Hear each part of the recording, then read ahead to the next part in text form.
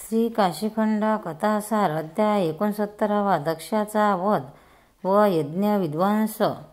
कार्तिकेय म्हणाला, नंदी कैलास पर्वतावर जाण्यापूर्वी नारदमुनी तेथे गेले. त्यांनी महादेवास सर्व काही सांगितले. आपल्या पत्नीने आत्मदहन केल्याची वार्ता ऐकून महादेवास राग आला. हे सर्व दक्षराजामुळे झाले असे त्यांना वाटले. शंकराने तृतीय नेत्रकमलातील क्रोधाग्नी जागृत केला.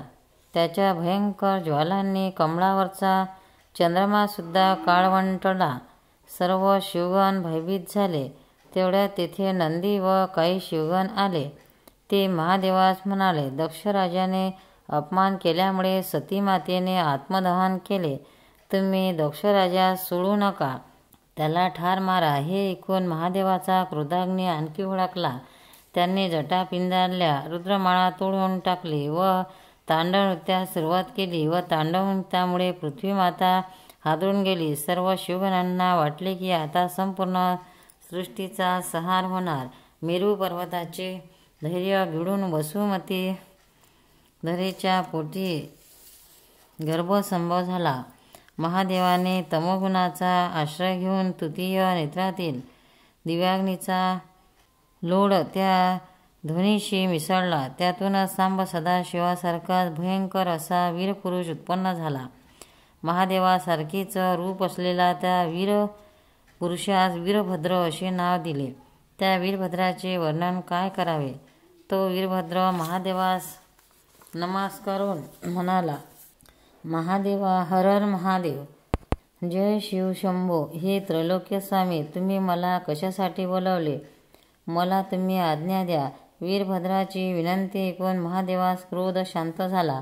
महादेव म्हणाले, नैमिषारण्यातील बृहस्पती पुराणात माझा सासरा राजा दक्ष पुत्री कामेष्टी यज्ञ करीत होता. त्याने माझा अपमान केला होता. त्यामुळे तू तेथे जा व दक्षाचे शिरकमल तोडून यज्ञ देवतेस अर्पण कर. त्यांनी माझी तिथे निंदा केली. त्यांना यमसदनी पाठव. त्या दक्षराजामुळे माझ्या पत्नीने आत्मदहन केले. त्यामुळे तू त्या यज्ञात विध्वंस कर. शिवाची आज्ञा शिरोधार्य मानून वीरभद्र राजाचा वध करण्यासाठी गेला. तेथे त्याने दक्षराजाचा यज्ञ उडवू लागला. यज्ञमंडप तोडून टाकला. सर्वत्र नासधूस केली. त्यामुळे यज्ञासाठी आलेले सर्वजण जीव मुठीत धरून पडू लागले. वीरभद्राने अनेकांना यमसदनी पाठवले. वीरभद्राने दक्षराजाकडे आला. त्याने दक्षराजास युद्धाचे आवाहन केले. दोघांच्याही घनघोर युद्ध झाले. दोघांनी एकमेकांवर अनेक शस्त्रे फेकली, पण कोणालाही यश मिळाले नाही. दोघांकडील सर्व दिव्य शस्त्रे संपून गेली. त्यामुळे मल्लयुद्धास सुरुवात झाली. वीरभद्राने त्या दक्ष राजाचे शिरकमल उडखडून काढले व यज्ञदेवते समर्पित केले.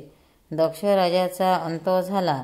आपल्या पतीचा वध झालेला पाहून प्रसूती राणी रडू लागली. वीरभद्र व सर्व शिवगण महादेवाचा जय जयकार करीत कैलास पर्वतावर आले. त्यांनी महादेवास युद्धाची सविस्तार वृत्त सांगितला. वीरभद्राने दक्षराजाचा वध केल्याबद्दल सर्वांनी आनंदोत्सव साजरा केला.